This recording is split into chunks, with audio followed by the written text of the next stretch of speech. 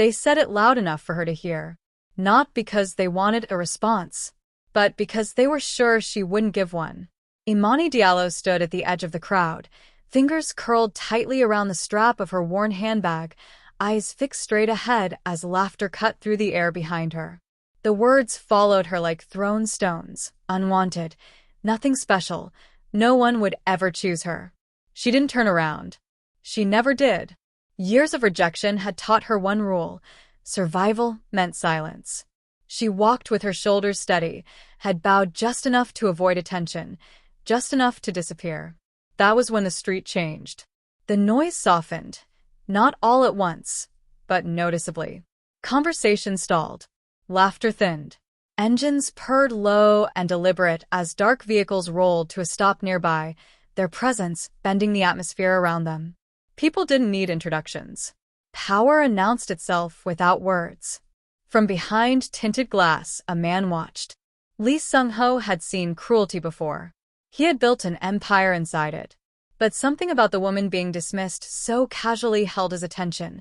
Not her appearance, not her clothes, but the way she carried humiliation without letting it bend her spine. She didn't beg. She didn't explain. She didn't shrink fast enough to please them. That restraint, quiet, disciplined, unbreakable, made him look twice. Seung-ho did not believe in coincidences. He believed in patterns, in choices, in moments that revealed who people really were. And in that brief stretch of time, as Imani moved through rejection with a dignity no one offered her, he recognized something rare. Strength that had never been protected. Imani didn't know she was being watched. She didn't know that the man observing her was feared in rooms she would never enter, or that his attention alone could shift the direction of her life. All she knew was the familiar ache in her chest, the one that came from being seen as disposable. She kept walking, and in doing so, stepped unknowingly into the moment that would divide her life into two parts. Before she was chosen, and after she was protected. They laughed like it was harmless, like words couldn't bruise. Imani felt it before she heard it, the shift in air, the familiar tightening in her chest that warned her she was being discussed as if she weren't standing right there. She kept her eyes forward, counting her steps, measuring her breath. The market street was crowded, loud with voices and color, but somehow the sound always thinned around moments like this, leaving only what was meant to hurt. Why does she even bother coming out? Always alone. Always quiet. Some people just aren't chosen. The words followed her, light and sharp, tossed carelessly by people who had never learned the weight of silence. Imani didn't turn. She adjusted her scarf, tightened her grip on the small bag at her side, and kept walking. She had learned early that defending herself only made it worse. Explanations invited laughter. Tears were treated like entertainment. Strength, she discovered, was quieter. Strength looked like not stopping when your name was spoken with disdain. Strength looked like dignity carried through humiliation. Still, it hurt. It always did. A woman brushed past her shoulder without apology. Someone scoffed when Imani hesitated at a stall, counting the coins in her palm before stepping away again. She felt small in moments like this, not because she was weak, but because the world seemed determined to remind her of her place in it. Invisible. Unprotected. She reached the end of the street and paused, just for a second, pressing her palm against the cool metal of a street sign. The city moved around her without noticing. People always assumed she had somewhere to be, someone waiting. No one guessed how often she walked simply to keep from feeling trapped. Behind her, the laughter rose again. Louder now, emboldened by her silence. Imani straightened. She lifted her chin, not in defiance, but in resolve. If she was going to be unseen, she would at least be unbroken. She stepped back into the flow of pedestrians, her pace steady, her expression calm. Every step forward felt like resistance, like a quiet refusal to let their words define her. No one came to her defense. No voice cut through the noise to tell them to stop. No hand reached for hers to pull her away. She had expected nothing else. And yet, as she crossed the street and disappeared into the crowd, something unseen lingered in her wake. Not pity. Not mockery. Attention. Imani did not know it then, but that moment, the one where no one defended her, would become the reason someone eventually would. Imani had not always moved through the world like a shadow. There was a time, before the silences, before the careful shrinking, when she believed faith was something loud. Something spoken out loud, hands lifted, voice steady and sure. Her mother used to say that faith was not the absence of fear, but the decision to keep walking anyway. Imani held on to those words long after the voice that spoke them was gone. Her childhood was not easy, but it was warm. A small apartment filled with prayers whispered at dawn and laughter that lingered long after sunset. Her mother believed in goodness with a stubborn certainty, the kind that insisted life would meet you with the same energy you gave it. Imani believed her. She believed people were kind. She believed effort was rewarded. She believed that being good was enough. Then her mother died. The world did not collapse all at once. It narrowed. Family members spoke in hushed tones, promises were made and forgotten, and responsibility shifted quietly onto shoulders too young to carry it. Her father tried, but grief hollowed him out. The house grew quieter. Faith became something private, something folded inward. After her father followed not long after, taken suddenly without warning, Imani learned her first hard truth. Belief did not protect you from being left behind. She moved in with relatives who spoke of duty but practiced distance. They fed her, clothed her, reminded her often that she should be grateful. Gratitude, she learned, was another word for silence. You did not complain. You did not ask for more. You did not take up space. At school, she was the girl teachers forgot to call on. At home, she was the one sent to run errands, to clean up, to stay out of the way. When she tried to speak, conversations shifted around her like she wasn't there. When she cried, she learned quickly to do it in private. So she adapted. Imani learned to make herself smaller without disappearing completely. She learned how to listen more than she spoke, how to nod at insults that were framed as jokes, how to smile when it was expected and vanish when it wasn't. Her faith didn't leave her. It changed shape. It became quiet, internal. Something she carried alone. At night, she prayed without words. Not for rescue. Not for miracles. Just for the strength to wake up and do it again. The world rewarded her silence by ignoring her, and over time, she began to believe that this was the balance she was meant to keep. Seen too clearly, and you became a target. Invisible enough, and you survived. She did not realize how deeply she had accepted this truth until one day she caught her reflection in a darkened window, head lowered, shoulders curved inward, eyes trained on the ground. She barely recognized the girl staring back. Still, she walked on. Faith, she told herself, wasn't about being chosen. It was about enduring. She didn't know yet that faith was about to demand more than survival. The alleys smelled of damp concrete and old paper, the kind of place people pretended not to see. Imani would have walked past it like everyone else if not for the sound, a low, strained exhale that didn't belong to the city's rhythm. She slowed. For a moment, instinct urged her forward. Don't get involved. Don't be seen. That lesson was carved deep. But the sound came again, sharper this time, edged with pain. She stopped, fingers tightening around her bag, heart thudding with a familiar argument between fear and faith. She turned. A man sat slumped against the brick wall, one hand pressed to his side, dark fabric soaked through with blood. He looked ordinary enough. Dark hair, simple clothes, no visible threat, but something in the way he held himself, even injured, suggested control. His eyes lifted when he sensed her presence. Alert. Assessing. You should go, he said, voice steady despite the tension in his jaw. This isn't your problem. Imani crouched a few steps away, keeping her distance. You're hurt. I'm aware. Most people would have left then. She knew that. She had been the one left behind too many times to pretend otherwise. She reached into her bag and pulled out a scarf, folding it carefully. Her hands shook only a little. Let me help, she said. His gaze sharpened. You don't know who I am. She met his eyes, calm in a way that surprised even her. You don't know who I am either. That earned a pause. A flicker of something, curiosity, perhaps, crossed his expression. Slowly, he relaxed his grip just enough for her to press the cloth against the wound. She worked quietly, efficiently, the way she had learned to do everything. No questions. No judgment. You shouldn't be here, he said after a moment. Neither should you. Despite himself, a faint smile touched his lips. It was brief, gone almost as soon as it appeared, but it softened the severity of his face.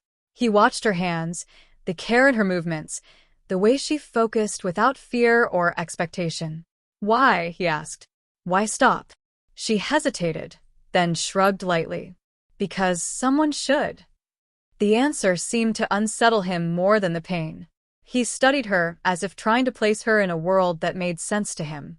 She felt the weight of his attention, but not the usual discomfort. He wasn't measuring her worth. He was simply seeing her. When she finished, she leaned back, exhaling slowly. You'll need proper treatment. I have people, he said. She nodded, already rising. Then you'll be fine. What's your name? The question caught her off guard. She hadn't realized how long it had been since someone asked without obligation attached. Imani. He repeated it quietly, like he was testing the sound. It suits you. She offered a small, polite smile and stepped away before the moment could stretch into something dangerous. As she reached the mouth of the alley, she felt his gaze on her back, steady, thoughtful. Imani disappeared into the street, unaware that she had just made a choice that would follow her far beyond that narrow space. Behind her, Lee Seung-ho watched the place she had stood, something unfamiliar settling in his chest. For the first time in a long while, someone had chosen him without knowing the truth. And that, he knew, changed everything. Lee Seung-ho noticed her because he noticed everything. It was a habit sharpened by years of survival in rooms where silence was louder than gunfire, and a single glance could mean the difference between loyalty and betrayal. He had learned to read what people hid. The twitch of a jaw, the way shoulders stiffened, the careful placement of hands. Most people performed confidence. Most people begged for attention, without realizing it. Imani did neither. She moved through the street like someone accustomed to being overlooked, yet she did not slouch in defeat. Her pace was even, her spine straight. There was restraint in her steps, a discipline that suggested choice rather than weakness. That contradiction caught his attention. Seung-ho had been half listening to a report from the man beside him when the laughter reached him. Sharp, careless, familiar. Cruelty had a sound. He turned his head just enough to see its target. A woman stood alone. Not dramatic. Not pleading. Just there. Receiving the words without reacting, without offering the satisfaction of pain. People like that were rare. Most fought back. Others crumbled. She absorbed it, carried it, and continued forward. That was when he stopped listening to everything else. He watched as she adjusted her scarf, as her fingers tightened briefly around her bag before loosening again. A moment of pause, barely visible, where she pressed her hand to a street sign, grounding herself. It wasn't weakness. It was control. Seung-ho felt something unfamiliar stir beneath his calm exterior. Not attraction. Not pity. Recognition. He had seen that look before. In himself, years ago, when he had learned that reacting only fed the wolves. When survival meant composure. When endurance became armor. The people around her saw an easy target. He saw someone who had been taught, repeatedly, that no one was coming to help. His driver slowed without being told. The car's presence shifted the street, bent attention away from her for a breath, but Seung-ho's focus never left her. He didn't need to know her name to know her story wasn't simple. Pain like that was earned. Keep going, he murmured, though he wasn't sure who the words were for. She stepped back into the crowd, disappearing the way she had learned to, efficiently, deliberately. The laughter behind her faded, replaced by movement, by noise, by the city swallowing the moment whole. But Seung-ho did not look away right away. People often mistook power for loudness. For spectacle. He knew better. Real power was the ability to see clearly when others refused to look. And what he had just witnessed unsettled him, not because it was unfamiliar, but because it reminded him of something he had buried long ago. He leaned back, eyes forward now, expression unchanged. To anyone watching, it was just another passing moment on a crowded street. But in his mind, the image lingered. A woman no one defended. A strength no one protected.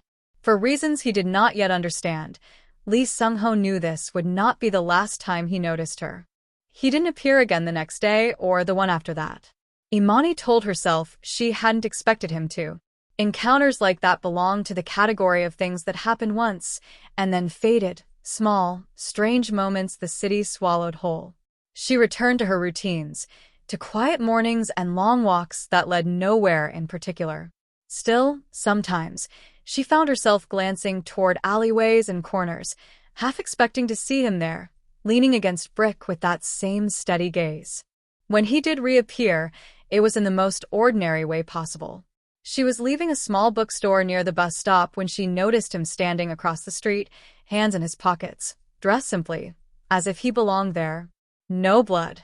No urgency. Just presence. He waited until she saw him before crossing over. "You healed quickly," she said before she could stop herself.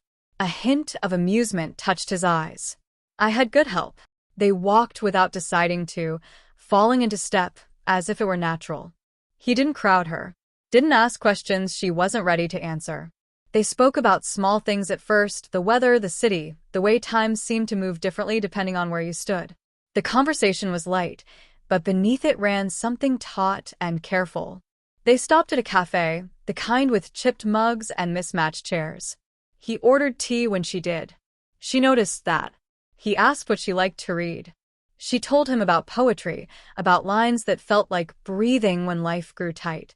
He listened in the way people rarely did, not waiting to speak, not redirecting the moment toward himself. When she asked about him, his answers were measured, truthful, without being complete. He spoke of work that required travel, of responsibility that left little room for distraction. "You're very controlled," she said once, not accusing, just observing. "So are you," he replied. The words lingered between them. There were things neither of them said. She didn't ask about the scar near his ribs when his jacket shifted. He didn't ask why she flinched when voices rose nearby.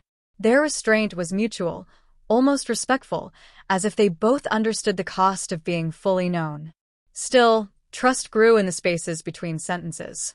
They met again a few days later, then again. Walks turned into hours. Silence became comfortable. Sometimes they spoke about nothing at all, just shared the city moving around them. Imani found herself laughing more easily, the sound surprising her each time it escaped. Once, as they stood watching the river darken at dusk, she said quietly, "You don't look at me the way most people do." He didn't pretend not to understand. How do they look at you? Like I'm already decided. He turned to face her then, his expression unreadable but intent. "I don't believe people are finished until they decide they are." The words sent a strange warmth through her chest. Hope, maybe, or something more dangerous. Imani knew she was walking a thin line. Trust had always cost her before. Yet with him, the tension felt different. Not threatening. Not demanding. Just waiting. And somewhere beneath the calm, both of them understood that masks could only stay in place for so long. The truth didn't arrive all at once. It never did. It surfaced in fragments, small inconsistencies Imani tried not to linger on. The way conversations paused when he entered certain spaces. How people shifted aside without being asked. The subtle weight behind his calm, as though the world had learned, somewhere along the line, to make room for him. She noticed it one evening when they were walking past a hotel she could never afford. A man in a tailored suit greeted him with a nod that was too precise, too deferential for someone meeting a stranger. Seung-ho acknowledged it with a glance, nothing more. The moment passed, but something inside Imani tightened. "You know a lot of people," she said lightly. He didn't smile. "People know me." That should have been warning enough. The real fracture came days later, at a charity event she had only agreed to attend because he insisted it would be quiet. Small. Uncomplicated. She believed him. until she stepped inside and felt the room tilt. Whispers followed him. Not curiosity, recognition. Imani felt it then, unmistakably. This wasn't a man who moved through the world unnoticed. This was a man the world watched carefully. She stood at the edge of the room as someone approached him, voice low, urgent. Seung-ho listened, expression unreadable, then answered with a single sentence that sent the other man retreating immediately. No argument. No negotiation. Just obedience. Her pulse quickened. When he turned back to her, she searched his face for the man from the alley, from the cafe, from quiet walks and unguarded moments. He was still there, but layered now, sharpened by something she hadn't been allowed to see. "Who are you?" she asked softly. He didn't deflect this time. They stepped outside, the night cool and heavy with anticipation. For a long moment he said nothing. Then, finally, "My name is Lee Seung-ho." The way he said it, measured, deliberate, made her chest tighten. "And what does that mean?" she asked. "It means," he said carefully, "that my life is not simple. That power follows me whether I invite it or not. And that the man you met was still me. But not all of me." The silence stretched. "You lied," she said, not accusing, just stating the truth. "I omitted," he replied, "because I wanted to be known without fear attached." Imani looked away, the city lights blurring. Fear had always been her companion. She recognized it instantly now, sharp and insistent. People don't look at you the way they look at everyone else. "They shouldn't," he said quietly. She turned back to him. "I didn't choose that world." "I know." His voice softened. "But it noticed you anyway." The weight of his words pressed down on her. Power had a name now, a face, a consequence. And for the first time since she'd known him, Imani wasn't sure whether stepping closer meant safety or losing herself entirely. Still, beneath the fear, something else stirred. He hadn't changed. Only her understanding had. And that, she realized, was far more dangerous. The room was already full when they arrived, bright with glass and low music and the hum of people who knew they belonged. Imani felt it immediately, the subtle resistance in the air, the way eyes slid toward them and then lingered. This was not a place she would have entered on her own. She stayed close to Seung-ho, not touching him, just near enough to feel the steadiness of his presence. Then she saw them. The voices that had followed her on the street. Familiar faces, dressed better now, confidence sharpened by numbers and approval. One of them noticed her and laughed softly, a sound meant to remind her of her place. Another leaned in, whispering something that drew amused looks. Imani's first instinct was to disappear. She felt her shoulders draw inward, her gaze drop. Years of habit rose up, urging retreat. She took a step back, without realizing it. Seung-ho noticed. He didn't reach for her. He didn't ask if she was all right. He simply shifted, one step, precise and deliberate, placing himself between her and the line of sight that had already begun to close in. It was a quiet movement, but it carried weight. Conversations nearby stalled. Someone cleared their throat. The room recalibrated. One of the women spoke, her smile sharp. "Do you know her?" The question hung there, loaded. Imani held her breath. This was the moment she had learned to expect nothing from. The moment when silence became abandonment. Seung-ho answered without hesitation. "Yes." One word. Firm. Final. "She's with me." The reaction was immediate. Shock flickered across faces that had never learned how to hide it. Someone laughed nervously, as if it were a misunderstanding that could be corrected. Another tried to explain, to diminish, to reshape the narrative in familiar ways. "She's just. She doesn't. You must not." "Enough," Seung-ho said. He didn't raise his voice. He didn't need to. The word cut cleanly through the noise, leaving a sudden, ringing quiet behind it. He turned to Imani then, fully, as if no one else existed. "Look at me," he said softly. She did. In his eyes, she saw no doubt. No calculation. Only choice. "I see you," he continued, loud enough now for the room to hear. "And I choose you." The words landed with a force she wasn't prepared for.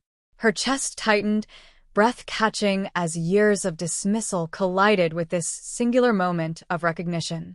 The room watched, stunned, as he placed a hand at the small of her back, not possessive, not claiming, but protective in the purest sense. "This is where you stand," the gesture said. "With me." Imani straightened. For the first time, she didn't shrink beneath their stares. She didn't explain. She didn't apologize for existing. She simply stood, anchored by her own choice to remain. The laughter didn't return. The whispers died unfinished. What remained was a truth made visible in front of everyone who had once decided she didn't matter. That night, Imani learned the difference between being defended in silence and being chosen in the light. And the world, watching closely now, learned it too. The aftermath did not come quietly. By morning, the city was already rearranging itself around what had happened. Messages went unanswered. Invitations dissolved. Names that once carried laughter now moved carefully through conversations, as if afraid of being spoken too loudly. Protection, Imani learned, cast a long shadow, and everything it touched was forced into the light. Seung-ho did not shield her from the consequences. He warned her instead. "Choosing visibility changes things," he told her as they sat across from each other in the stillness of his apartment, dawn stretching thin and pale beyond the windows. "For you." For them. She believed him. The people who had dismissed her first tried denial. Then explanation. Then justification. When that failed, they turned to anger, directed not at her, but around her, as if she were still something they could speak about without addressing directly. They underestimated him. Justice arrived without spectacle. Documents surfaced. Records corrected themselves.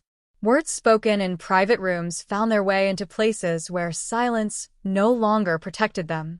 Careers stalled. Reputations cracked. The world they had relied on, one that allowed cruelty to pass as humor and dismissal to masquerade as truth, began to withdraw its favor. Imani watched it happen with a strange distance. There was no thrill in it. No triumph. Just a steady reckoning that felt overdue. And yet, with every consequence that fell elsewhere, something tightened inside her. This was the cost. She felt it in the way strangers now looked twice at her. In the subtle fear that crept into her quiet moments. In the realization that being protected by power meant standing close enough to feel its heat.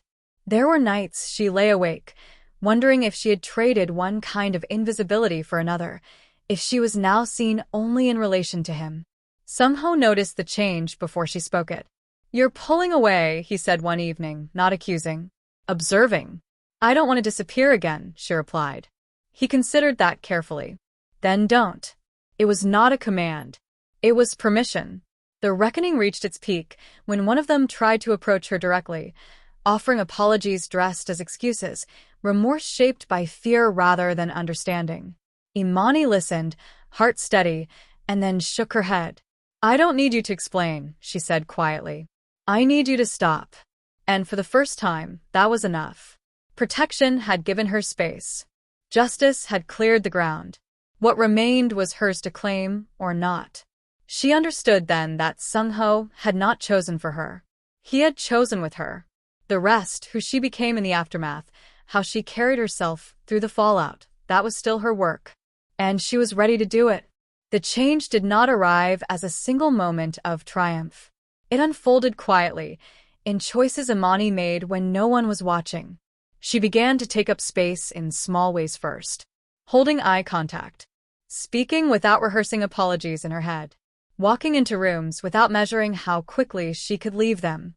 The world did not suddenly become kind, but it adjusted, slowly, reluctantly, to the fact that she no longer folded herself to fit its expectations. With Seung-ho, the rhythm shifted too.